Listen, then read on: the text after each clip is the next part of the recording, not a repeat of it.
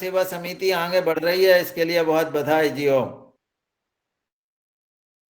जी वो बहुत सुंदर। आज के हमारे योगाचार्य आदरणीय रमेश चंद्र मेहरा जी भाई साहब के द्वारा योग किया, उनके लिए जोरदार तालियां पहले सदन की तरफ से, पूरे योगाहार परिवार की तरफ से मैं उनको बहुत बहुत शुभकामनाएं देती हूँ, हमारे पूरे योगाहार कार्यक्रम की तरफ से। और बढ़िया उन्होंने बहुत अच्छे से योग, आसन, सूर्य नमस्कार और प्राणायाम, आज ऐसे लग रहा है, मुझे लगता है सबको कुछ ना कुछ तो ज्यादा से ज्यादा हल्का लग रहा होगा, पसीना भी निकला और बिल्कुल वेट भी कम हो गया होगा, कुछ ना कुछ तो। चलिए बहुत बढ़िया। और आत्मिक सुख मिलता है योग अपना सही ढंग से होता है तो इसलिए आज मैं उनको शुभकामना देते हुए, उनका आभार व्यक्त करते हुए द्वितीय सत्र की तरफ चलते हैं। और नए लोग, नए साधक आज बहुत अच्छे से उन्होंने अपनी कमेंट दी, उनका भी मैं बहुत बहुत उनका धन्यवाद। और अब मैं कुसुम भारद्वाज दीदी से निवेदन करती हूँ कि वो दूसरा सत्र आरंभ करे, हमारे मुख्य वक्ता को आमंत्रित करे। जी बहुत बहुत बहुत धन्यवाद रंजना जी। और समस्त गुरुजनों को प्रणाम करते हुए, आप सबके अंदर विराजमान गुरु सत्ता को प्रणाम करते हुए, मैं आज की हमारी मुख्य वक्ता को आमंत्रित करती हूँ। आदरणीय रमेश चंद्र जी ने बहुत अच्छा योग करवाया और असली गुरु बने हैं। आदेशात्मक, जो चीज नहीं करना है वो नहीं करना है, उसके लिए जो उनका बीच में रहता है वो बहुत बहुत उचित है। तो आज की हमारी मुख्य वक्ता है श्रीमती रश्मि जैन, जो आप भोपाल से हैं, हमारी पुरानी परिचित हैं। और थोड़ा सा परिचय मैं रश्मि जी के बारे में बता रही हूँ। रश्मि जैन मध्य भारत की एक लाइफस्टाइल और वेलनेस सलाहकार हैं और अपने ऑनलाइन वेलनेस सेंटर के माध्यम से वो लोगों के जीवन में बदलाव ला रही हैं, सबको स्वास्थ्य की ओर अग्रसर कर रही हैं और जागरूक कर रही हैं कि कैसे स्वस्थ रहना है। वो आरंभ में उन्होंने केमिस्ट्री विषय में, रसायन शास्त्र में एमए किया हुआ है और कुछ दिनों के लिए शिक्षक भी रही हैं। उसके बाद उन्होंने अपना, जो कि हमारी महिलाओं की एक अंदर से बहुत अधिक आत्मिक इच्छा रहती है कि हमारा परिवार स्वस्थ रहे और हमारा परिवार अच्छे से ग्रो करे, हमारे बच्चे अच्छी लाइन में जाएं। इसी उद्देश्य को उन्होंने पकड़कर अपना जॉब छोड़ दिया और साथ में नौकरी छोड़कर और वे अपने स्वस्थ जीवन के लिए अपने परिवार को संभालने लगी। वो स्वयं, बहुत वेट था उनका, 16 किलो वजन उन्होंने कम किया है वेलनेस सेंटर को ज्वाइन करके, और थायराइड की समस्या को उन्होंने दूर किया है। इस प्रकार से आप बहुत जागरूक महिला हैं। और एक बड़ा परिचय बता दूं कि आप आदरणीय डॉक्टर मनोज जैन जी की धर्मपत्नी हैं, जिन्होंने अभी 15-20 दिन पहले हमारे इसमें मुख्य वक्ता में आए थे, ब्रेन के ऊपर, आंतरिक उसके ऊपर जो उन्होंने लेक्चर लिया था। आप उनकी धर्मपत्नी हैं। रश्मि जी, आपका बहुत बहुत स्वागत है हमारे पूरे योगाहार सत्संग परिवार की ओर से। ये हमारा 5 वर्ष से हमारा सारा कार्यक्रम चल रहा है। अभी मई में 5 वर्ष पूर्ण हो जाएंगे। इसके बारे में डिटेल जानकारी मैंने पहले भी आपको दी है। अब आप आइए और अपना थायराइड के ऊपर, जो कि आज की बहुत कॉमन समस्या है हर व्यक्ति को, और उसके कारण दूसरी बहुत सी बीमारियां हैं। डायबिटीज का भी जो मुख्य कारण है वो है थायराइड पहले, तो उसके ऊपर आप अपनी चर्चा आरंभ करें। आपका स्वागत, धन्यवाद, अभिनंदन, आइएगा। थैंक यू, बहुत बहुत धन्यवाद कुसुम मैम, मेरा इतना शानदार परिचय देने के लिए। और सभी को मेरा बहुत बहुत नमस्कार गुरुजनों को, कि आप सभी लोग यहाँ पर जुड़कर अपने स्वास्थ्य को लेकर बहुत आगे की तरफ सोचते हैं कि स्वास्थ्य से बढ़कर कुछ नहीं होता। जैसा कि पहले कहते थे कि पहला सुख निरोगी काया, दूसरा सुख धन और माया, तो हम सभी उसी तर्ज पर काम करते हैं कि हमें अपने शरीर को बेहतर, दिन पे दिन बेहतर बनाते जाना है। तो चलते हैं। जैसा कि आज मुझे जिम्मेदारी दी गई है थायराइड के बारे में बात करने के लिए, तो आज हम देखते हैं कि थायराइड एक बहुत ऐसी बीमारी हो चुकी है कि आए दिन लोगों को सुनने में मिलता है कि इसको तो थायराइड हो गया है या हमें थायराइड हो गया है। तो ये थायराइड आखिर है क्या? थायराइड हमारे शरीर में, या हम ये कहें कि हमारे गले में मौजूद एक ऐसी ग्रंथि है जो हमारे शरीर के खास करके मेटाबॉलिज्म को प्रभावित करती है। मेटाबॉलिज्म यानी कि चयापचय हम जिसको कहते हैं, चयापचय की प्रक्रिया को प्रभावित करती है। न सिर्फ ये ग्रंथि हमारे चयापचय को मतलब प्रभावित करती है, साथ ही साथ इसके बहुत सारे काम होते हैं। यानी कि शरीर का एक एक ऑर्गन, एक एक ऐसी कोशिका इसके द्वारा निकलने वाले हार्मोन से प्रभावित होती है। तो यदि मैं इस ग्रंथि की बात करूं तो ये ग्रंथि एक तितली के शेप की ग्रंथि होती है, जैसे कि तितली होती है उसी शेप की ये ग्रंथि होती है। और हमारे जो गला होता है, गले में ये सामने की तरफ गले में सामने की तरफ ये हमारे बटरफ्लाई के शेप की होती है।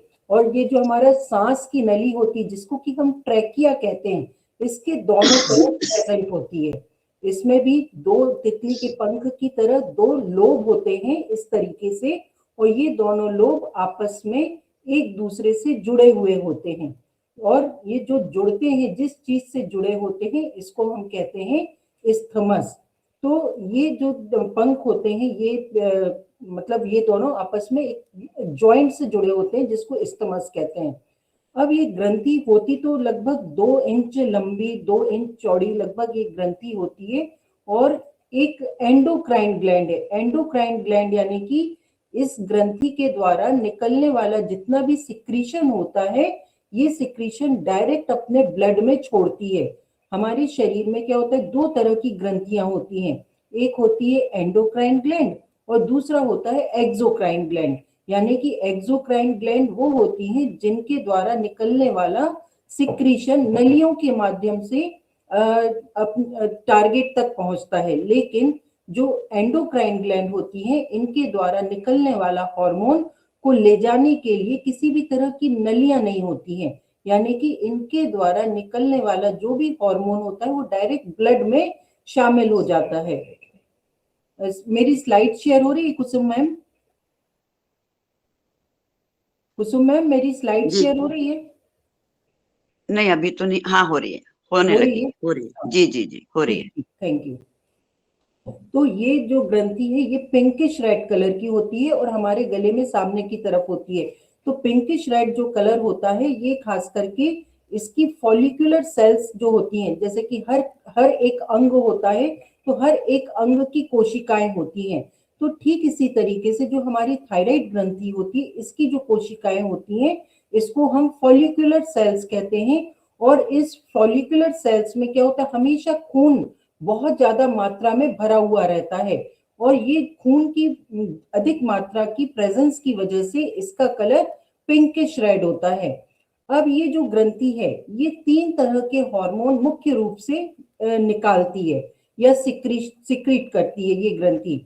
तो ये 3 तरह के हार्मोन कौन से होते हैं? एक होता है T3, सभी ने सुना होगा, एक होता है T4 और तीसरा हार्मोन जो होता है, लोग गलती कर लेते हैं कि TSH भी इसको कहने लगते हैं कि हमारी थायराइड ग्रंथि से 3 तरह के हार्मोन रिलीज होते हैं, T3, T4 और TSH। पर TSH जो हार्मोन है ये हमारी थायराइड ग्लैंड से रिलीज नहीं होता है, हमारी थायराइड ग्लैंड से थायरोकैल्सिटोनिन, ये 3 तरह के हार्मोन यानी कि T3, T4 और थायरोकैल्सिटोनिन हार्मोन, ये 3 मुख्य हार्मोन होते हैं जिसे हमारी थायराइड ग्रंथि क्या करती है, रिलीज करती है। फिर जो जिसे कि हम TSH कहते हैं, जब भी हम डॉक्टर के पास अपनी ब्लड चेकअप कराने जाते हैं या थायराइड का टेस्ट कराने जाते हैं तो हमें 3 रीडिंग देखने को मिलती हैं। एक आता है आपका TSH लेवल, दूसरे नंबर पे आता है आपका T3 लेवल और तीसरे नंबर पे आता है हमारा T4 लेवल। तो ये 3 रीडिंग हमको थायराइड की रिपोर्ट में देखने को मिलती है। तो अब ये जो TSH हार्मोन है ये हमारी थायराइड ग्लैंड रिलीज नहीं करती है, इसे रिलीज करता है हमारे ब्रेन में मौजूद जो जिसे हम पीयूष ग्रंथि कहते हैं या हम पिट्यूटरी ग्लैंड कहते हैं। पिट्यूटरी ग्लैंड से क्या रिलीज होता है, हमारा थायराइड हार्मोन रिलीज होता है। तो ये थायराइड हार्मोन TSH जो हार्मोन है जो कि हमारी ब्रेन से रिलीज होता है, तो ये TSH हार्मोन क्या करता है, हमारी थायराइड ग्रंथि को मैसेज देता है कि ये देख सकते हैं आप स्क्रीन पे कि ये जो है ये पिट्यूटरी ग्लैंड है, इससे रिलीज होता है TSH हार्मोन। और ये TSH हार्मोन यानी कि थायराइड स्टिमुलेटिंग हार्मोन। तो ये हार्मोन हमारी थायराइड ग्लैंड को उत्तेजित करने का काम करता है कि हमारी थायराइड ग्लैंड उत्तेजित हो, स्टिमुलेट हो और वो क्या बनाए, T3 को बनाए, T4 को बनाए और थायरोकैल्सिटोनिन हार्मोन को रिलीज करे। तो इस तरीके से ये तीनों हार्मोन हमारी ग्रंथि रिलीज करती है। लेकिन आपने देखा होगा कि जब भी रिपोर्ट आती है तो रिपोर्ट में क्या होता है कि यदि किसी की रिपोर्ट में TSH लेवल यदि बहुत बढ़ा हुआ है, यानी कि वो हाइपोथायराइडिज्म का पेशेंट है। TSH क्यों बढ़ा हुआ है? क्योंकि हमारे ब्रेन को क्या मैसेज पहुंच रहा है कि हमारे शरीर की कोशिकाओं में T3 और T4 हार्मोन की कमी है, इसलिए हमारा ब्रेन ज्यादा से ज्यादा TSH हार्मोन को रिलीज करता है ताकि हमारी जो थायराइड ग्रंथि है वो ज्यादा से ज्यादा उत्तेजित हो और T3 और T4 का ज्यादा से ज्यादा निर्माण कर सके। और इसी तरीके से यदि किसी की रिपोर्ट में TSH का लेवल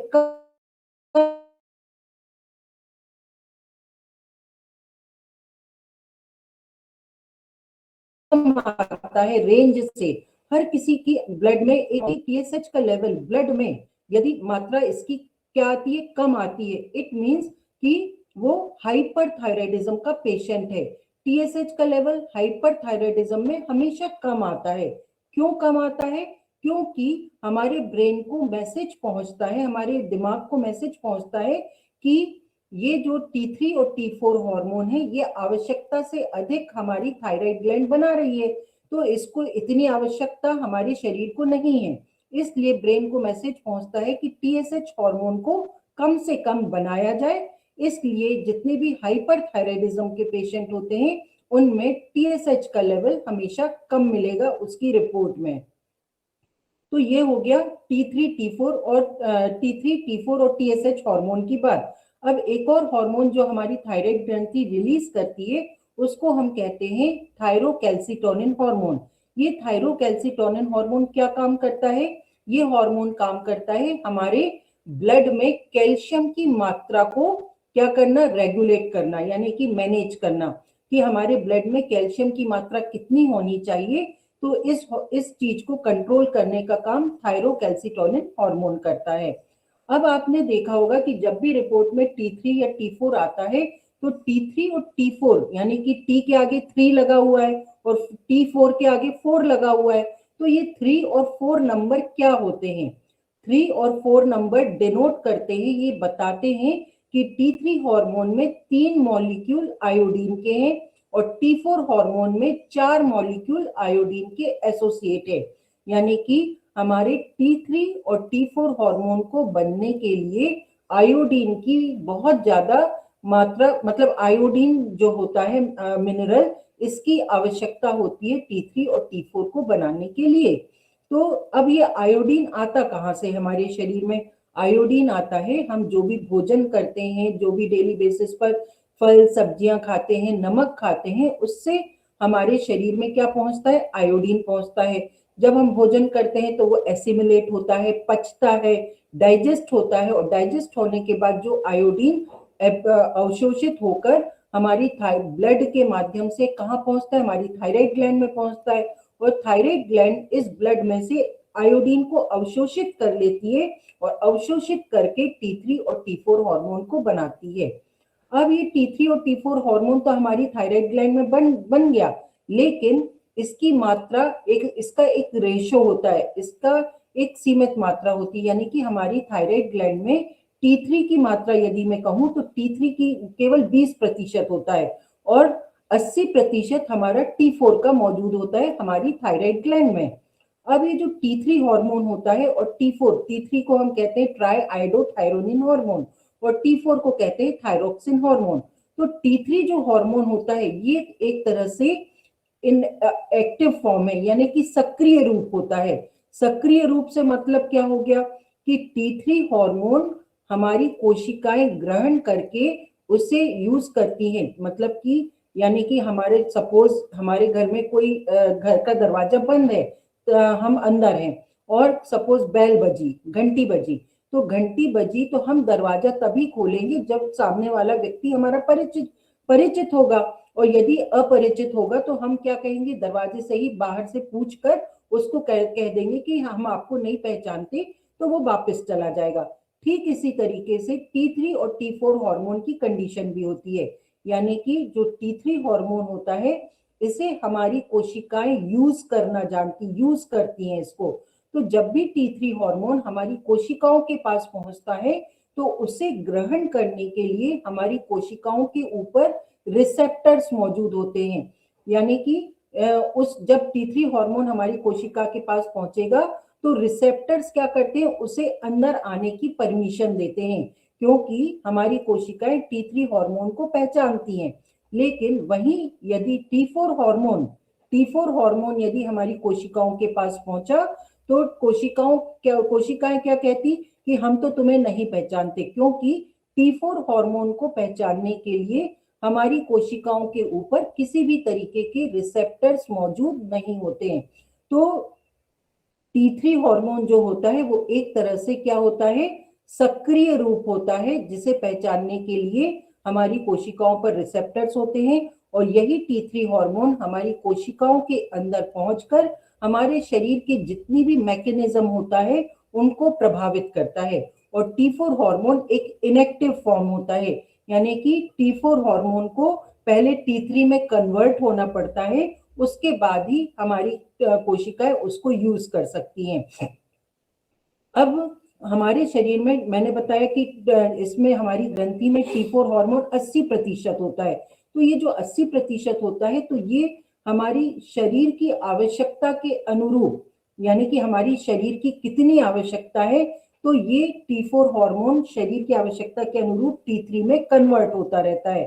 तो T4 हार्मोन क्या है, एक तरह का रॉ फॉर्म है या अक्रिय रूप है, जो कि सक्रिय रूप में बदलकर हमारी कोशिकाओं की पूर्ति करता रहता है। अब ये जो हो गया T3 और T4 हार्मोन की बात, लेकिन अब हम चलते हैं कि ये जो थायरॉक्सिन हार्मोन है, इसकी यदि ये जो थायराइड की समस्या है इसकी मैं यदि बात करूं तो इसके क्या क्या फंक्शन होते हैं, क्यों ये हार्मोन हमारे शरीर के लिए इतना अधिक महत्वपूर्ण रोल प्ले करता है। तो थायराइड का जो फंक्शन होते हैं ये शरीर में हमारे हर एक ऑर्गन को प्रभावित करता है।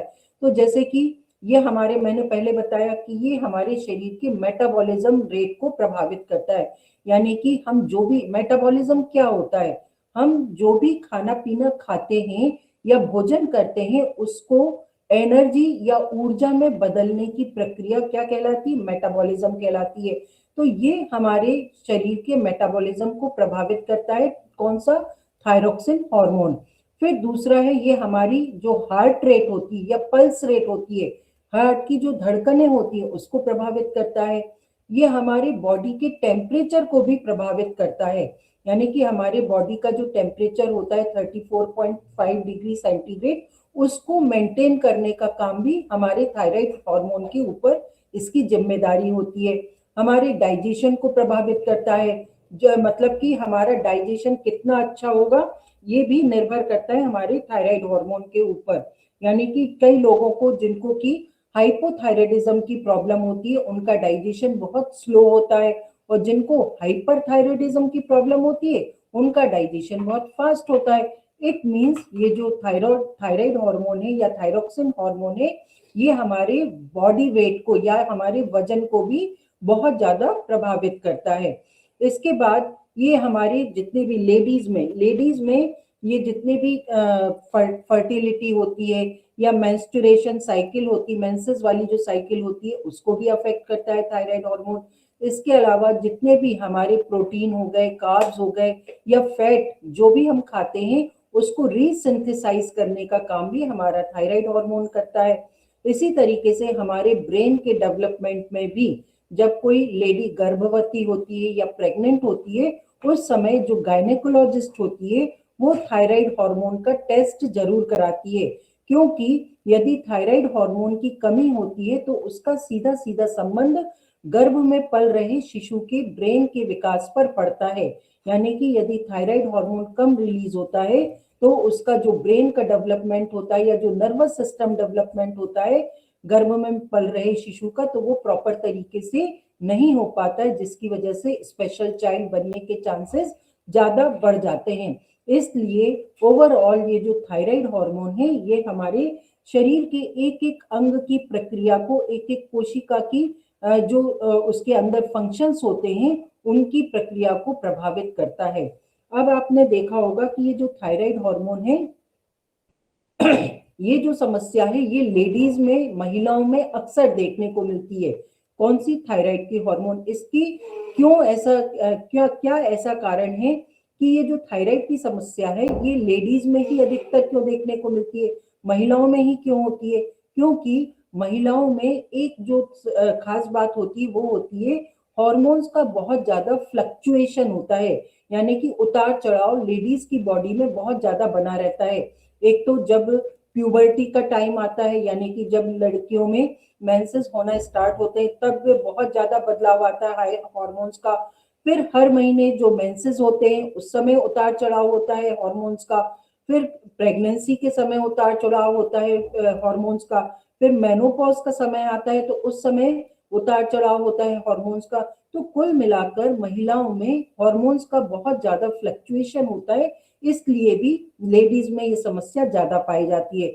दूसरा कारण, लेडीज को स्ट्रेस लेवल बहुत हाई होता है, एक ये भी कारण हो गया।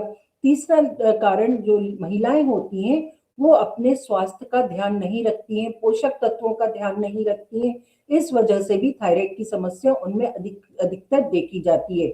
चौथा एक और कारण होता है और वो होता है आयोडीन की कमी।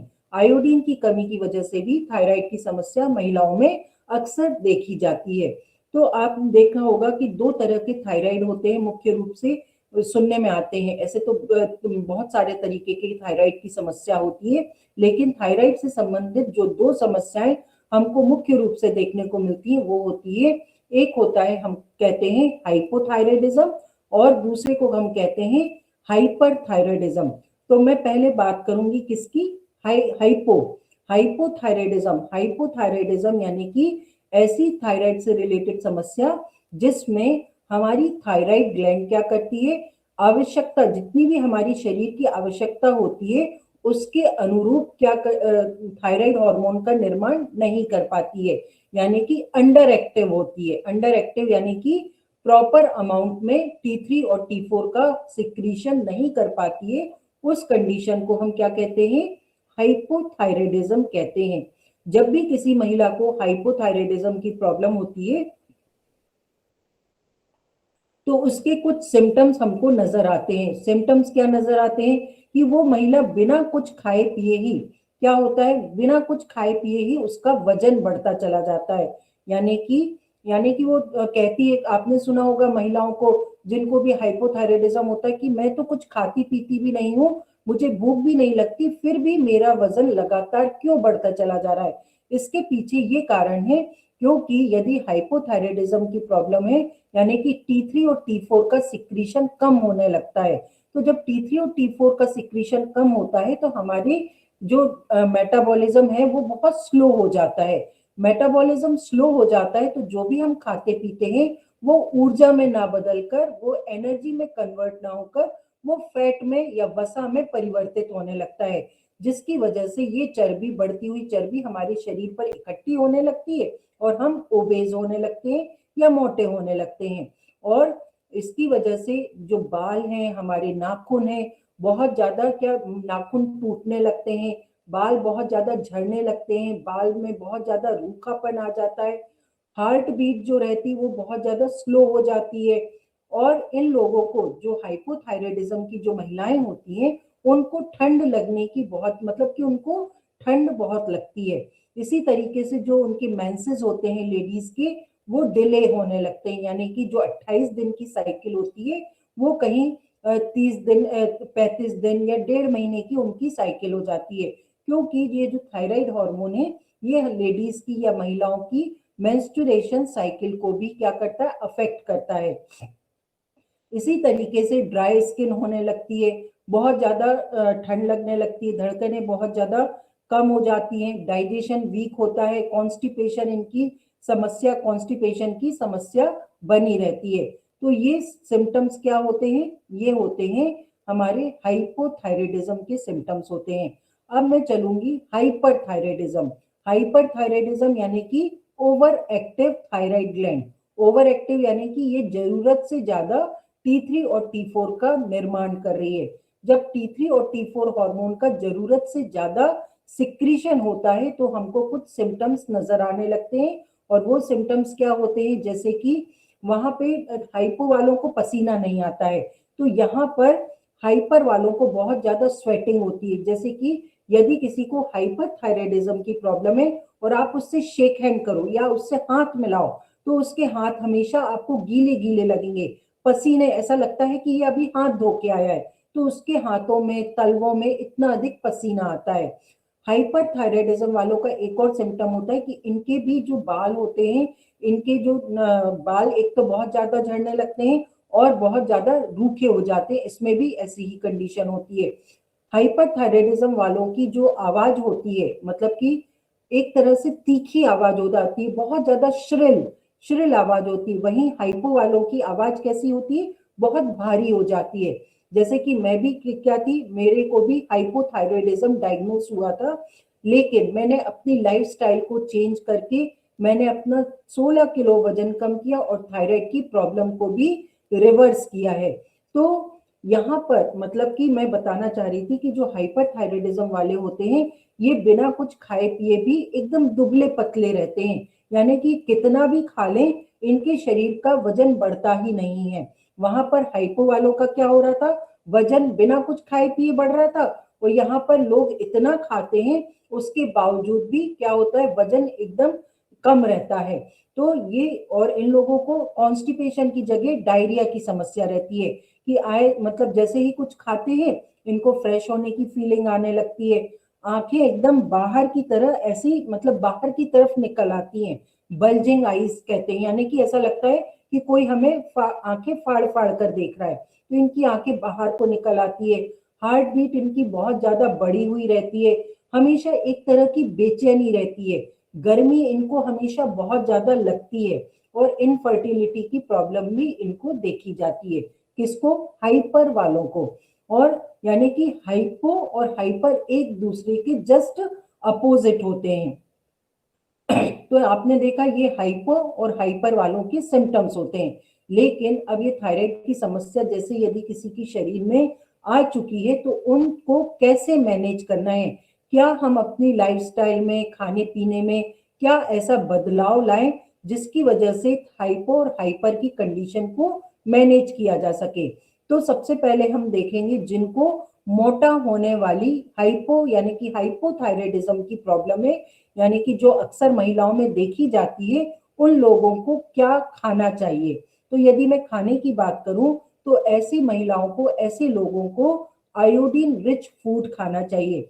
आयोडीन रिच फूड यानी कि जिसमें आयोडीन की मात्रा भरपूर पाई जाती है, जैसे कि हमारे जितने भी डेयरी प्रोडक्ट्स हो गए उनमें आयोडीन मौजूद होता है, हमारी जो जितनी भी पत्तेदार सब्जियां होती हैं उनमें आयोडीन अच्छी मात्रा में मौजूद होता है।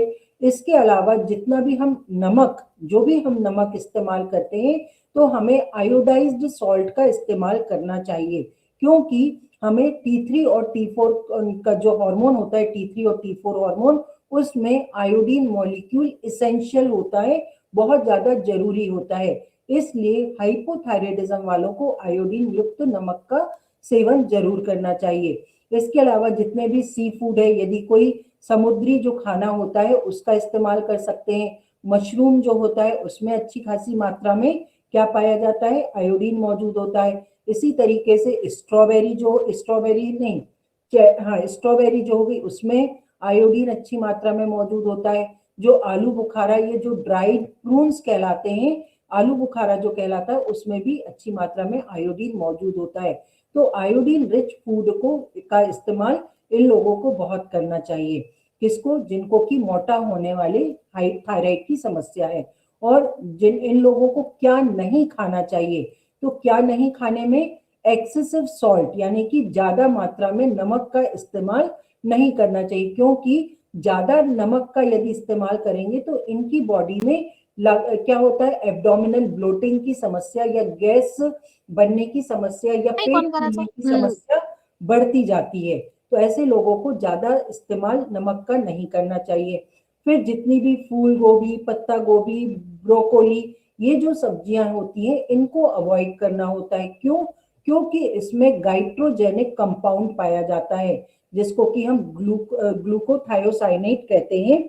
ये एक तरह का कंपाउंड होता है जो कि हमारी थायराइड ग्लैंड को आयोडीन के एब्जॉर्प्शन करने में, आयोडीन को अवशोषित करने से रोकता है।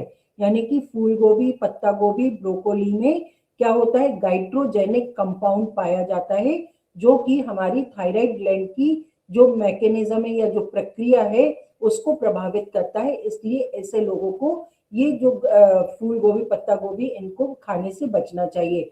इसी तरीके से जो रेड मीट होता है, रेड मीट का इस्तेमाल, जो लोग नॉनवेज का इस्तेमाल करते हैं तो उनको रेड मीट नहीं खाना चाहिए। इसी तरीके से जितनी भी मीठी चीजें हैं, खास करके कुकीज, केक, पेस्ट्रीज, आइसक्रीम, जितने भी हमारे ड्रिंक्स होते हैं, उनका सेवन करने से बचना चाहिए। क्योंकि एक तो मेटाबॉलिज्म बहुत वीक है, और मेटाबॉलिज्म जब वीक होता है तो ये एनर्जी में कन्वर्ट ना होकर फैट में कन्वर्ट होता है। इसलिए जितनी मीठी चीजें हम कम खाएंगे उतनी कम चर्बी हमारे शरीर पर चढ़ेगी। तो इसलिए मीठी चीजों का सेवन करने से भी बचना चाहिए। ऐसे लोगों को मूंगफली का सेवन नहीं करना है। और एक और चीज यानी कि सोयाबीन, सोयाबीन में क्या होता है, प्लांट हार्मोन्स मौजूद होते हैं जिनको हम सोया आइसोफ्लेवोन्स कहते हैं। तो ये सोया आइसोफ्लेवोन्स क्या करते हैं, हमारे शरीर के इंटरनल हार्मोन सिस्टम को बिगाड़ देते हैं। इसलिए हाइपोथायराइडिज्म वालों को मूंगफली और सोयाबीन का, कच्ची सोयाबीन का इस्तेमाल करने से बचना चाहिए। अब वहीं जो हाइपरथायराइडिज्म से प्रभावित लोग हैं तो उनको अच्छी खासी मात्रा में ब्रोकोली, पत्ता गोभी, फूल गोभी, इन सब का इस्तेमाल करना चाहिए। और ऐसे लोगों को सेंधे नमक का इस्तेमाल करने की सलाह दी जाती है, क्योंकि सेंधे नमक में आयोडीन की कम से कम मात्रा मौजूद होती है। यानी कि इनको आयोडीन रिच फूड को अवॉइड करना चाहिए, यानी कि इनको आयोडीन वाली चीजें कम से कम खानी चाहिए। हाई कैलोरी फूड खाना चाहिए, हाई कैलोरी न्यूट्रिशियस फूड, यानी कि अच्छी खासी मात्रा में इनको नट्स खाना चाहिए, यानी कि काजू, पिस्ता, बादाम, किशमिश, ये जितने भी ड्राई फ्रूट्स होते हैं इनका मतलब ये लोग अच्छी मात्रा में इसका उपयोग कर सकते हैं। खूब अच्छी सलाद खाएं, खूब अच्छा खाना खाएं, घर का बना हुआ खाना खाएं। और इन लोगों को क्या नहीं खाना है, यानी कि लो कैलोरी फूड का इस्तेमाल नहीं करना है।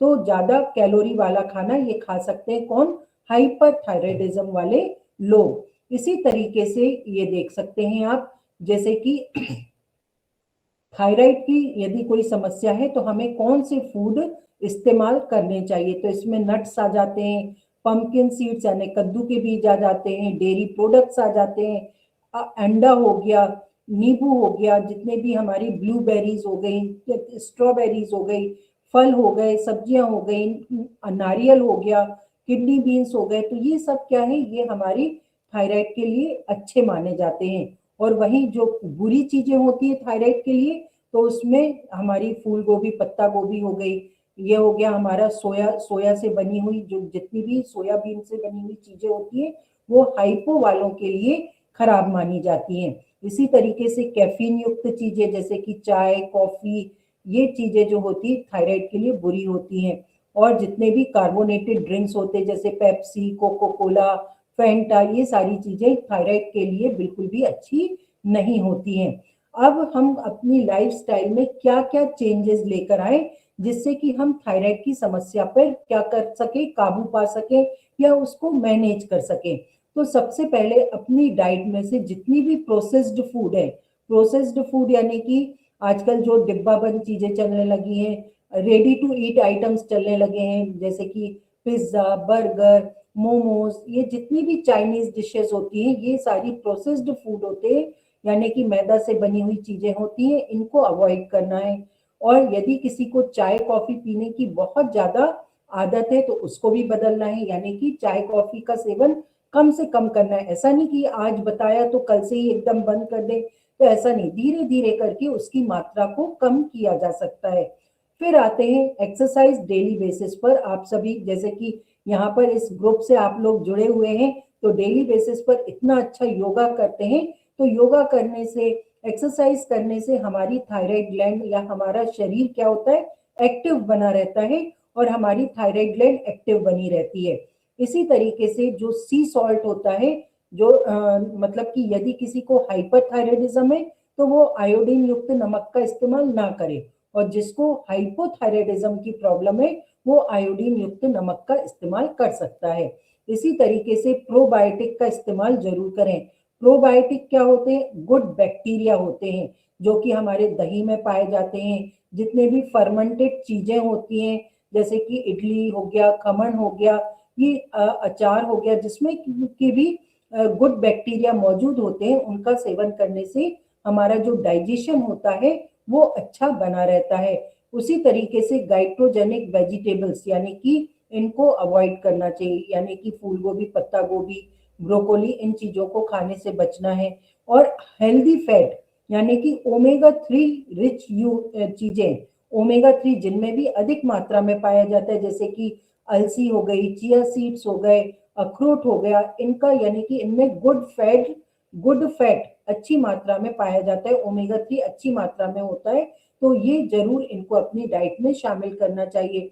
और विटामिन ई, जो भी हम ऑलिव ऑयल यूज करते हैं उसका इस्तेमाल करें, उसमें अच्छी मात्रा में विटामिन ई मौजूद होता है। इसी तरीके से हमें अच्छी मात्रा में फाइबर युक्त चीजों का इस्तेमाल करना है, यानी कि सलाद अच्छी मात्रा में खाएं। जो भी गेहूं वगैरह जो भी अनाज खाते हैं तो वो मोटा अनाज होना चाहिए, चाहे तो वो ज्वार बाजरा हो सकता है, या गेहूं को भी हम बारीक ना पिसवाकर थोड़ा सा दरदरा या मोटा पिसवा सकते हैं, उसमें चने को डालकर भी पिसवाया जा सकता है, जिससे अच्छी मात्रा में क्या होता है, हमारी शरीर में फाइबर पहुंचता है। और फाइबर जब अच्छी मात्रा में पहुंचता है तो हमारा डाइजेशन या जो हमारा पाचन होता है वो सुचारू रूप से चलता रहता है। इसी तरीके से हमको क्या करना है, अच्छी मतलब कि अपने वजन के अनुरूप हमें पानी पीना है। हमें पानी यानी कि दिन भर में हमें 3 से 4 लीटर पानी पी लेना चाहिए। तो पानी जब पीते हैं तो हमारी ब्लड, जो हमारा खून होता है, उसकी तरलता या उसका जो गाढ़ापन है वो मेंटेन रहता है, उसका पीएच लेवल मेंटेन बना रहता है, इसलिए हमको अच्छी मात्रा में पानी पीते रहना चाहिए।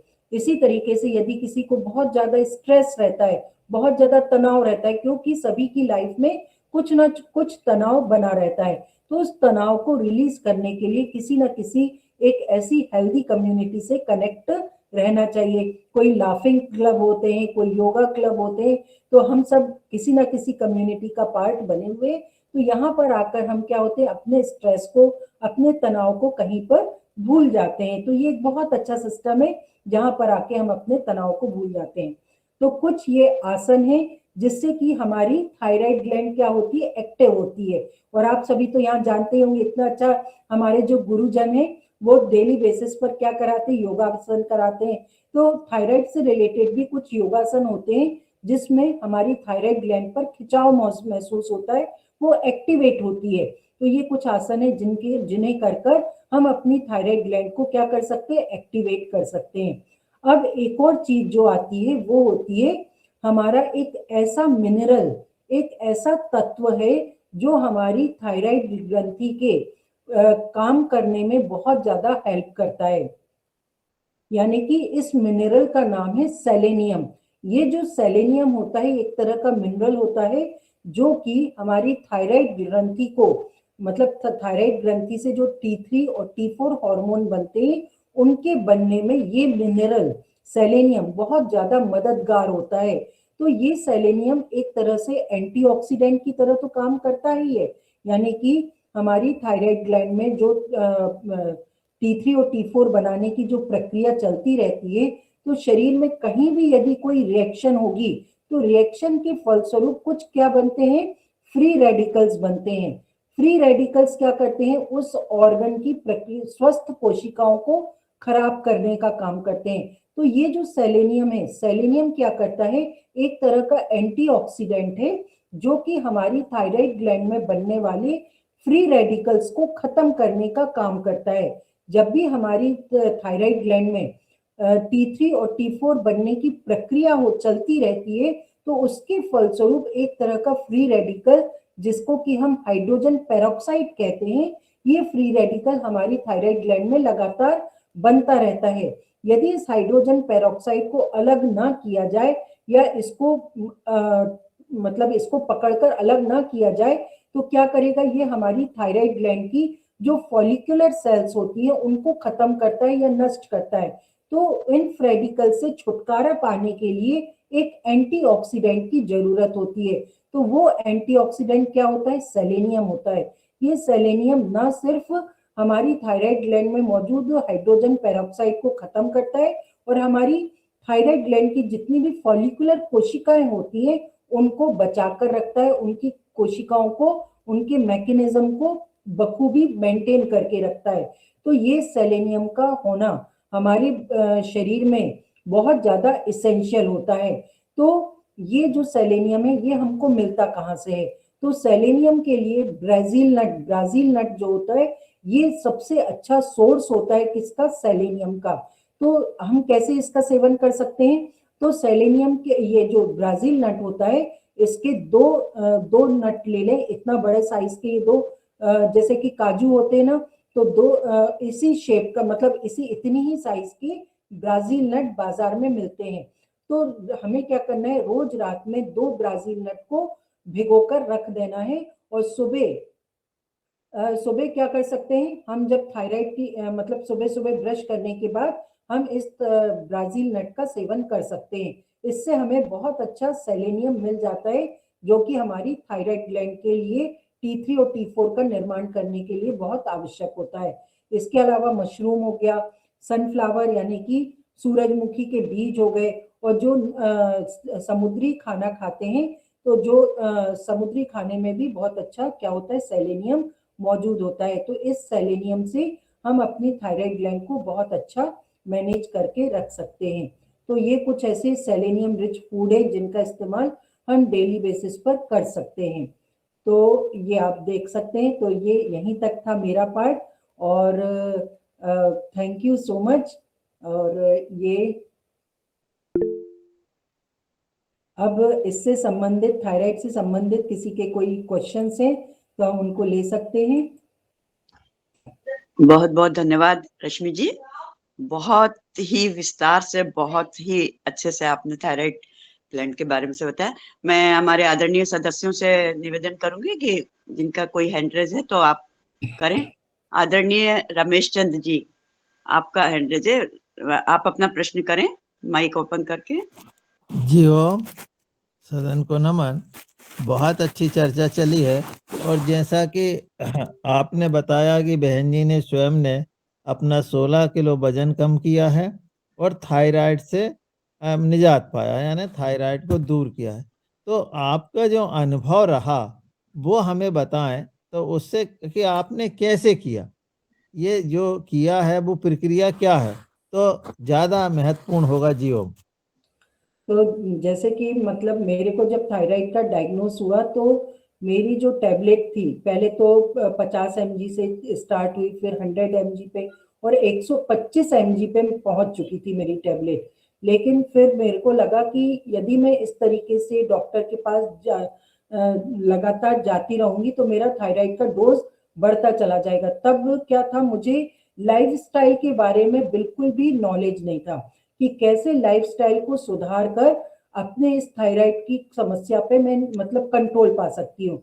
तो क्या हुआ, मैं एक वेलनेस सेंटर से कनेक्ट हूँ, तो वहाँ वेलनेस सेंटर में जाने लगी। तो वहां पर मुझे मालूम हुआ कि लाइफस्टाइल को करेक्ट करके हम इस अपनी थायराइड की समस्या से छुटकारा पा सकते हैं। तो वहां पर मुझे जैसे कि बताया गया कि पहले तो मैं कुछ भी खाती पीती थी, छोटे छोटे बच्चे थे, हस्बैंड नहीं रहते थे यहाँ पर, उनका टूरिंग जॉब था, तो स्ट्रेस लेवल भी बहुत हाई था। तो इस तरीके से मतलब कि धीरे धीरे तनाव पर मैंने तनाव के लिए मैंने चूंकि वेलनेस सेंटर ज्वाइन किया, तो वहां पर धीरे धीरे मेरा तनाव कम हुआ। और वहां पर उन्होंने बोला कि आप अपना जैसे जैसे वजन कम करेंगे तो वैसे वैसे आपकी जो थायराइड की जो डोज है वो धीरे धीरे क्या होने लगेगा, कम होने लगेगा। क्योंकि जब हम अपना वजन कम करते हैं और डेली बेसिस पर एक्सरसाइज करने लगते हैं, तो एक्सरसाइज हम जितनी अधिक करते हैं तो हमारा मेटाबॉलिज्म क्या होता है, इम्प्रूव होता है। तो मैंने अपने मेटाबॉलिज्म को इम्प्रूव करने का काम किया और साथ ही साथ वजन को कम करने का प्रयास किया। तो धीरे धीरे क्या किया मैंने, अपने खाने में से, अपने अपने भोजन में से जितनी भी तली भुनी चीजें थी उनको खत्म करने की कोशिश करी। चाय पीने की, कॉफी पीने की मेरी बहुत ज्यादा आदत थी, तो उसको कम किया। जितनी भी मीठी चीजें थी, खास करके मुझे मीठी चीजें इतनी पसंद थी कि यदि दिन भर में कम से कम यानी कि 100-200 ग्राम यदि मैं मीठा ना खा लूं तो मेरा काम नहीं बनता था। तो मैंने मीठा धीरे धीरे करके पूरी तरीके से बंद किया। और एक जो आदत थी, मैं गेहूं में सोयाबीन के साथ पिसवाती थी, तो उस प्रैक्टिस को भी मैंने खत्म किया। यानी कि मैं जो कच्चा सोयाबीन आटे के साथ खाती थी तो उसको भी मैंने बंद किया। तो इस तरीके से अपनी लाइफस्टाइल में, और खूब अच्छी एक्सरसाइज, 1 घंटे की एक्सरसाइज, वॉक, ये सारी चीजें जब मैंने करी तो धीरे धीरे करके मेरा जो थायराइड का जो टैबलेट का डोज था वो खत्म हो गया। तो इस तरीके से मैंने अपने ना सिर्फ 16 किलो वजन किया और थायराइड की डोज को भी धीरे धीरे करके मिनिमाइज किया, और आज मैं थायराइड फ्री हूँ। तो मैं बहुत अपने आप को खुशकिस्मत समझती हूँ कि मैं इस तरीके से नॉलेज या अपनी लाइफस्टाइल को चेंज करके इस चीज पर मैंने अपने मुक्ति पाई है थायराइड से। इसमें आपने योग की कौन कौन से आसनों को प्राथमिकता दी? मैंने तो योग के जो अभी जो आसन बताए ना, एक तो सिंहासन होता है, मतलब कि सिंहासन हो गया, और भुजंगासन हो गया, तो जिसमें भी हमारी थायराइड ग्लैंड एक्टिव होती है उसको मैंने किया। और खास करके योगासन, तो जितने भी योगासन, खास करके मैंने ऐसे थायराइड के लिए पर्टिकुलरली जो 3-4 आसन कराए जाते थे बस वही किए हैं। और मैंने अपने वजन को कम करने के लिए ज्यादा फोकस किया कि किसी भी माध्यम से मेरा वजन कम हो जाए। तो जैसे जैसे मेरा वजन कम हुआ, मेरा मेटाबॉलिज्म जो है, चयापचय की जो क्रिया है वो बढ़ती चली गई, और वो बढ़ी तो हमारा जो जितना भी मैं खाना खाती तो वो मेरे शरीर को लगना स्टार्ट हो गया, और पोषक तत्व अवशोषित होने लगे। तो इस तरीके से योगासन में मैंने बहुत ज्यादा, मैंने तो 1 घंटे की एक्सरसाइज पर फोकस किया, और सिंहासन यानी कि जिसमें मुंह फाड़ कर करते, भुजंगासन, उष्ट्रासन, ये सारी चीजें मैंने 4-5 आसन मैंने मुख्य रूप से किए थे। जी बहुत बहुत मैडम, धन्यवाद। वजन बढ़ने में दो एक आदरणीय, चीजें, जैसे एक तो क्या होता है कि किसी का जेनेटिकली रहता है, किसी का जो है बढ़ जाता है। तो मान लो जेनेटिकली वजन बढ़ रहा है तो फिर क्या करना चाहिए? देखो, यदि किसी के शरीर में हेरिडिटरी से, हमको मालूम है कि हमारे हेरिडिटरी में क्या है कि मोटापे का जीन या मोटापे की हेरिडिटरी हो रही है, तो हमें शुरू से ही क्या है अपने खान पान पे कंट्रोल रखना चाहिए। जैसे कि कई लोगों को हेरिडिटरी से डायबिटीज आ जाती है, तो जब मालूम है कि हमारे पेरेंट्स को, हमारे पूर्वजों को डायबिटीज की समस्या है, या हमारे पूर्वजों में थायराइड की समस्या है, तो शुरू से यदि हम अपनी लाइफस्टाइल को कंट्रोल में करके रखते हैं तो उस चीज को इनहेरिट करने से हम बच सकते हैं। यानी कि यदि मेरी मम्मी को थायराइड है और मुझे मालूम है कि मैं, जैसे कि मुझे मेरी मम्मी को भी थायराइड की समस्या थी, और मैं इस यंग एज में यदि मैं इस बात को समझ लेती कि चूंकि मेरी मम्मी को भी थायराइड की समस्या है, तो मुझे शुरुआत से ही अपने आहार विहार और अपने भोजन पर ध्यान रखना है, तो मैं इस समस्या से कभी प्रभावित नहीं होंगी। लेकिन कुछ चीजें ऐसी होती जिन पर हम कंट्रोल नहीं पा सकते। तो मेरे को जब मैं प्रेग्नेंट हुई, तब प्रेगनेंसी के समय क्या हुआ, मुझे ये थायराइड डायग्नोस हुआ। तो कुछ चीजें ऐसी होती जिनसे हम कंट्रोल नहीं पा सकते हैं। यदि प्रेगनेंसी के समय यदि थायराइड की समस्या आती है, तब हम उस पर कंट्रोल नहीं पा सकते, क्योंकि उस समय बहुत ज्यादा हार्मोन्स का उतार चढ़ाव होता है। यदि प्रेगनेंसी के बिना ही इनहेरिट हो रही है, यानी कि यदि मैं यंग एज में थी और मुझे मालूम था कि मम्मी से मेरे को थायराइड आ सकता है, तो मुझे शुरू से ही अपने भोजन पर कंट्रोल पाना चाहिए था, अपने वजन पर कंट्रोल, नियंत्रण रखना चाहिए था। लेकिन मैंने उस चीज को नहीं समझा। शादी के बाद खूब मीठा, खूब बाहर का खाना, खूब कोल्ड ड्रिंक्स वगैरह पिए, तो उसकी वजह से ये जो मम्मी की समस्या थी वो मुझ में भी आ गई। तो यदि हम समय रहते इस चीज को समझ लें कि यदि कोई बीमारी हमारे पेरेंट्स में है या हमारी हेरिडिटी में, मम्मी पापा को, दादा दादी को, नाना नानी को यदि ये समस्या है और उससे समय रहते हम समझ सकते हैं, तो अपनी लाइफस्टाइल, अपने खान पान से उस समस्या को अपने शरीर में आने से रोक सकते हैं। ये मतलब कि रोक सकते हैं, जरूरी नहीं कि वो रुक जाए। कभी कभी कुछ ऐसी एनवायरमेंटल कंडीशन होती है, तनाव की कंडीशन होती है कि उसको हम मतलब उस पर हमारा वश नहीं होता है, तो वो समस्या आ सकती है। लेकिन यदि हम अपनी लाइफस्टाइल को लेकर सजग हैं और अपने खान पान को लेकर सजग हैं, तो इस समस्या को हम कुछ स्तर तक अपने शरीर में आने से रोक सकते हैं। जी बहुत बहुत धन्यवाद। आदरणीय शरद भैया का हैंड रेज है। आदरणीय शरद भैया, आप अपना माइक ऑन कर जी जी जी जी। दादू ने काफी सारे क्वेश्चन पूछ लिए, मैं भी थोड़ा वजन कम करने के लिए ही बात करना चाह वैसे वैसे आपके क्वेश्चन का आंसर तो मिल चुका है दादू के द्वारा के क्वेश्चन से। तो दादू ने सारे क्वेश्चन जो थे वो सारे छीन लिए। बिल्कुल सही बात फिर है। भी जैसे थोड़ा सा जूस वगैरह में क्या लेना चाहिए, मतलब जैसे ये चीजें में और बताएं। जूस खाने की मतलब स्टाइल। फलों का जूस, फलों के हाँ जूस। जी, लौकी का देखिए, जूस या ऐसे मतलब क्या हाँ, चीज? लौकी का जूस, लौकी, गाजर, इन सब का तो जूस पीना ही चाहिए, क्योंकि ये अल्कलाइन नेचर की सब्जियां होती है, और अल्कलाइन नेचर की जो चीजें होती है वो हमेशा स्वास्थ्यवर्धक होती है। तो इसका जूस आप सुबह सुबह, आंवला, देखो लौकी, आंवला, कुछ तुलसी के पत्ते और गाजर, इन सब का जूस सुबह सुबह खाली पेट पिया जा सकता है। तो ये सिर्फ ना सिर्फ हमारी बॉडी की एसिडिटी को कम करता है, हमारे ब्लड के पीएच लेवल होता है ना हमारे ब्लड का 7.4, उसको मेंटेन करने का भी काम करता है। तो लौकी, इनका सबका जूस डेली बेसिस पर सुबह सुबह आंवले के साथ मिक्स करके पिया जा सकता है। अपने जो पेट के अंदर जो है मैडम, जैसे पेट के अंदर जो है वो तो हल्का सा एसिडिक होना चाहिए पचाने के लिए मेरे ख्याल, और बाकी आपका छारी में जो है जैसे किडनी है, इन चीजों के लिए शायद ज्यादा छारी की आवश्यकता होती है। और जो जैसे तो इनमें कौन सा जूस लें हम, तो जो हमारा हमें ज्यादा फायदा रहे देखिए, हमारा वेट शरीर कम? में जो भोजन होता है उसमें 80% भोजन हमारा अल्कलाइन नेचर का होना चाहिए, और 20% हिस्सा हमारा एसिडिक नेचर का होना चाहिए। तो 20-80% के रेशो में हमारा ये फूड होना चाहिए। तो अल्कलाइन नेचर, कई जो भी हमारा फूड होता है, मैक्सिमम फूड क्या होता है, एसिडिक नेचर का होता है। तो हम जैसे कि यदि कार्बोहाइड्रेट खा रहे हैं या कुछ भी मीठा खा रहे हैं, तो कार्बोहाइड्रेट वाली जितनी भी चीजें होती हैं ये एसिडिक नेचर की होती है, और जितनी भी सब्जियां हैं, सलाद हैं, ये हमारी क्या होती है, अल्कलाइन नेचर की चीजें होती हैं। तो हमें कोशिश करना है कि अपने शरीर को किसकी तरफ रखना है, अल्कलाइन नेचर की तरफ रखना है। क्योंकि हमारे शरीर में जितनी भी रिएक्शंस होती हैं या जितनी भी मैकेनिज्म चलती रहती है, तो जो टॉक्सिन्स निकलते हैं हर दिन हमारे शरीर में, टॉक्सिन्स बनते हैं, चाहे वो यूरिक एसिड हो, यूरिया हो, या गंदगी जितनी भी होती है वो एसिडिक नेचर की होती है।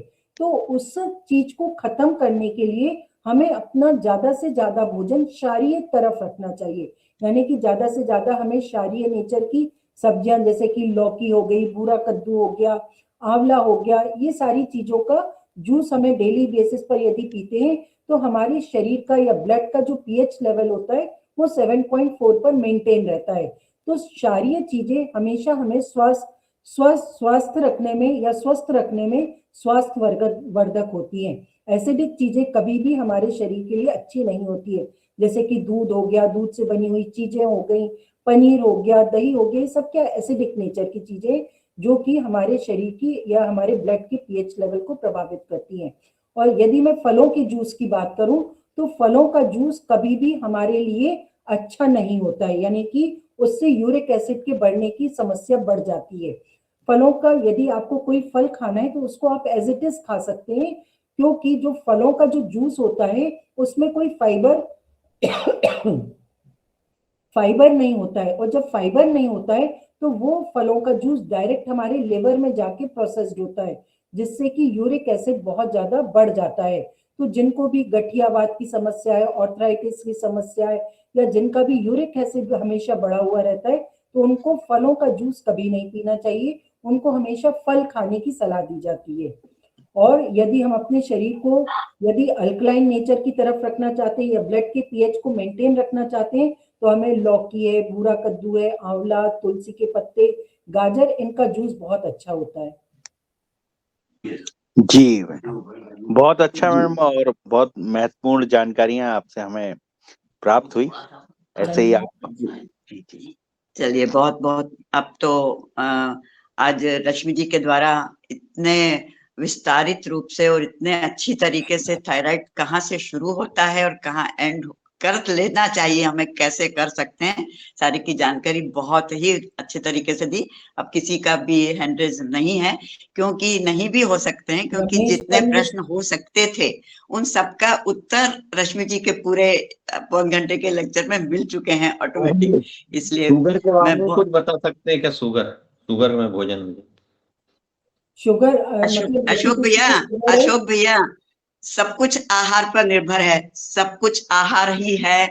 हमारा स्वास्थ्य जो है वो आहार से है और हमारी बीमारी भी है वो आहार से है।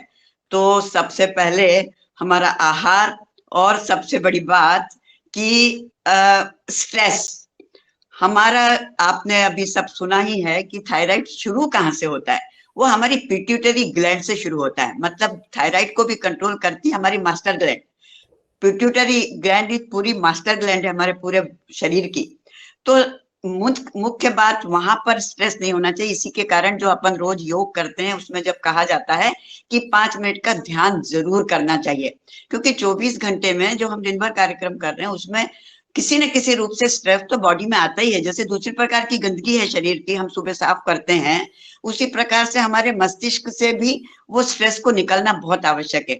और फिर वही हमारी, इतनी आपने पूरी बातें सुनी, उसी से समझ में आया कि हमारे शरीर के अंदर एक चिकित्सक बैठा हुआ है, ऑलरेडी चिकित्सक बैठा हुआ है, और वो आपको डायरेक्ट करते रहता है, परंतु हम उसकी बात सुनते नहीं है। तो जो सब सब क्लू में बात ये है कि सब कुछ हमारे आहार पे निर्भर है। जो भी डायबिटीज की भी समस्या है, अकेली एक समस्या को नहीं, हमारे पूरी समस्याएं जो सारी है वो मिली जुली रहती है, और सारे ऑर्गन्स भी एक दूसरे के मदद करते हैं। अगर एक ऑर्गन खराब है तो दूसरा उसकी मदद करेगा, उसमें ज्यादा कोई हार्मोन वगैरह उसको देना होगा तो देगा, उसके कारण सारी लक्षण आते हैं। तो डायबिटीज भी जो है उसका मुख्य कारण थायराइड है, और थायराइड का मुख्य कारण हमारा स्ट्रेस है, और उसके साथ में हमारा आहार है। तो नहीं रश्मि जी थायराइड को आप। हम नहीं, जो जी हमारी डायबिटीज की समस्या है, डायबिटीज की समस्या में मुख्य रूप से हमारा भोजन बहुत महत्वपूर्ण रोल प्ले करता है। कभी भी जो डायबिटिक पेशेंट होता है उसको कभी भी खाना इकट्ठा नहीं खाना, बहुत सारा खाना कभी नहीं खाना चाहिए। वो भले ही दिन में 6 बार खाए लेकिन कम कम मात्रा में खाए, क्योंकि यदि वो ज्यादा मात्रा में खाता है तो ग्लूकोज का जो स्पाइक है या ग्लूकोज की मात्रा अचानक से ब्लड में बढ़ जाती है। तो ऐसे लोगों को हमेशा जिनको भी डायबिटीज है उनको दिन में 6 बार खाना खाएं, लेकिन कम कम मात्रा में यदि खाते हैं तो उससे ग्लूकोज का स्पाइक हमारे ब्लड में नहीं बढ़ने पाता है। ऐसे लोगों को ज्वार बाजरा रागी की रोटी खाना चाहिए इंस्टेड हमारी गेहूं की रोटी, क्योंकि जो हमारी गेहूं की रोटी होती है उसका ग्लाइसेमिक इंडेक्स जो होता है वो बहुत अधिक होता है। जितने भी मीठे फल है वो अवॉइड करना चाहिए डायबिटिक पर्सन को। अपने जितने खट्टे फल है, जैसे कि अभी अमरूद आ रहा है बहुत अच्छा, अमरूद का सेवन करें, नाशपाती का सेवन करें, अनन्नास का सेवन करें। लेकिन जितने मीठे फल हैं जैसे कि अंगूर हो गया, केला हो गया, आम पपीता, इनका इस्तेमाल करने से बचना चाहिए डायबिटिक पर्सन को।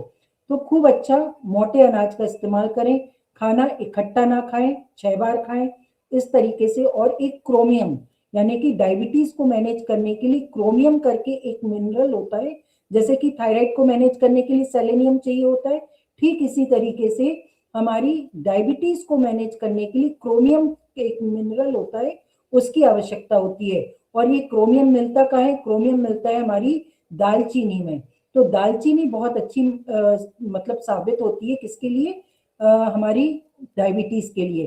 तो दालचीनी आप डेली बेसिस पर दालचीनी का पाउडर अपनी सब्जियों में डाल सकते हैं, दालचीनी की चाय पी सकते हैं। तो इस तरीके से कभी डायबिटीज पे यदि सेशन लूंगी, कभी मौका मिलेगा तो डिटेल में इसके बारे में जानकारी दूंगी। अशोक सर। बहुत धन्यवाद धन्यवाद मैडम, अच्छा बहुत बहुत आपका एक दिन का सेशन हम डायबिटीज पे लेंगे, तो काफी लोग बीमार है डायबिटीज। जी ठीक है, बहुत अच्छा सुझाव है अशोक भैया आपका। और हमारे जो रश्मि जी, हमारे जो अशोक भाई हैं वैसे बहुत एक्टिव हैं, बहुत बड़े किसान हैं, और बहुत काम करते हैं। सारा ऑर्गेनिक की तरफ इनका पूरा ध्यान है, ऑर्गेनिक खेती करते हैं। इन्होंने अपनी बेटे की शादी पूरे ऑर्गेनिक से ही किया, ऑर्गेनिक खाना खिला के ही, और बहुत सात्विक तरीके से, सनातनी तरीके से आपने शायद इन्होंने उनके शादी बारे में किया। मेरे से जिक्र किया था, अशोक सर के बारे में, कि उन्होंने पूरी शादी अपने ऑर्गेनिक उससे की थी, सारी फलों सब्जियों बस से। उनके पास एक ही समस्या है, ये जो शुगर की, डायबिटीज की, उसके हमेशा उनके प्रश्न इसी पे होते हैं, और हम प्रभु से प्रार्थना करते हैं कि उनको बस ये वाली बात दिमाग में समझ में आ जाएगी कि मुझे आहार कैसे कंट्रोल करना, तो वो टाइप डायबिटीज से 1 है बिल्कुल कि फ्री हो टाइप 2 जाएंगे, डायबिटीज है? बिल्कुल टाइप मुक्त, 1, वो अपने टाइप आप की डायबिटीज बिल्कुल ठीक कर लेंगे, ये पक्की बात है, क्योंकि वो उसके पक्के हैं, वचन के पक्के रहते हैं। चलिए बहुत बहुत धन्यवाद। मैं सही होगा, रश्मि जी, सफल होगा, उसको करना ही अपने खान पान से बिल्कुल कंट्रोल नहीं, करके तो आपको बताना। टाइप 1 डायबिटीज है कि टाइप 2 डायबिटीज है? ये हल्की वाली है, वो जो गोली लेते हैं वो अब टाइप 1 है, 2 है, क्या है भगवान जाने। वो इंसुलिन वाली नहीं है, क्या वाली नहीं है? इंसुलिन नहीं लेते हैं और मेरी घटती नहीं है। तो आपके मतलब हेरिडिटी में भी ये प्रॉब्लम रही है क्या? हाँ, ये हाँ अनुवांशिक हेरिडिटी है, है। हेरिडिटी है, आपको हेरिडिटी है, इनके यहाँ सबको है, जैसे कि मैंने भी पर्सनल बात की थी आपसे, तो हाँ। इनके माता पिताजी सबको सबको डायबिटीज है, तो वही जेनेटिक तो है ही अच्छा अच्छा। सब। तो चलिए, बहुत बहुत धन्यवाद, हमारा समय अब मांग कर रहा है कि मैं पूर्ण हो चुका हूँ। रश्मि जी, आपको बहुत सारा बहुत आभार, बहुत धन्यवाद, और आप इसी प्रकार से अपने समाज को और सब व्यक्तियों को स्वास्थ्य देने का कार्य करते रहें, और जो काम हम करते हैं वो ईश्वर फिर हमें तो खुद देता है, तो आप तो हमेशा स्वस्थ रहेंगी और स्वास्थ्य देने का कार्य कर रही हैं, तो वही आप हमेशा स्वस्थ रहें, आपका पूरा परिवार बहुत स्वस्थ और बहुत एनर्जेटिक और बहुत योग्य है, बुद्धिमान है। चलिए बहुत मैं बहुत बहुत मैं धन्यवाद कुसुम मैम, मुझे ये अपॉर्चुनिटी दी, आज के आपके इस कम्युनिटी में मुझे सेशन लेने की अनुमति दी। तो आप सभी लोगों का भी बहुत बहुत आभार कि आपने इतने ध्यानपूर्वक मेरे इस सेशन को सुना, तो थैंक यू सो मच। मैं समस्त हमारे योगाहार परिवार के समस्त हमारे भाई बहनों को, सब सदस्यों को बहुत बहुत शुभकामना देती हूँ, बहुत धन्यवाद देती हूँ कि प्रतिदिन नियम से रेगुलर मिलते हुए सब सुबह से योग करते हैं, और सब एक दूसरे से कुछ न कुछ शिक्षा मिलती है, सब विद्वान हैं, सब अपने अपने फील्ड में, कोई किसी फील्ड में, कोई किसी फील्ड में, सब विद्वान हैं, तो सब एक दूसरे से मिलके सब जानकारी मिलती है, तो उससे हमें अधिक से अधिक नॉलेज मिलता है। मैं आज के इस सत्र के लिए आदरणीय रमेश चंद्र भाई साहब को, जिन्होंने सुबह बहुत उत्तम तरीके से योग करवाया, प्राणायाम करवाया, और उसके बाद में हमारी आदरणीय मुख्य वक्ता रश्मि जी को बहुत धन्यवाद, बहुत आभार, और सब ऑर्गेनिक खाते रहें, योग करते रहें, योग करें, निरोग रहें, और जो सारे आहार के विषय में जो बातें होती हैं वो हमारे महाराज जी, हमारे आदरणीय परम पूज्य स्वामी जी रामदेव बाबा जी, आचार्य जी बालकृष्ण जी, उन सबके द्वारा ये जानकारियां मिलती हैं, हमें प्रयत्न करना है कि उसको हम फॉलो करें, जो हमें जानकारी मिली उसको हम अभी से फॉलो करना चालू करें, हमको उसके ऊपर कार्य करें, तभी हमें लाभ मिलता है। तो चलिए बहुत धन्यवाद, पुनः सबको शुभकामना देते हुए मैं आज के इस सेशन को विराम देती हूँ।